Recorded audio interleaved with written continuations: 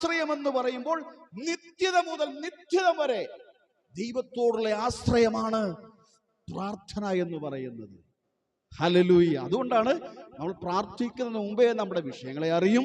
നമ്മുടെ തലയിലെ ഓരോ രോമങ്ങൾ കൊഴിയുന്നതും ഓരോ രോമങ്ങളുടെ പേര് വരെ നിശ്ചയിച്ചിട്ടിരിക്കുന്ന ദൈവത്തിന് നമ്മുടെ സകല വിഷയം അറിയാം. എന്നാൽ നമ്മൾ ദൈവത്തോടുള്ള ആശ്രയത്തെ പ്രകടിപ്പിക്കുന്നതാണ് പ്രാർത്ഥന എന്ന് പറയുന്നത്.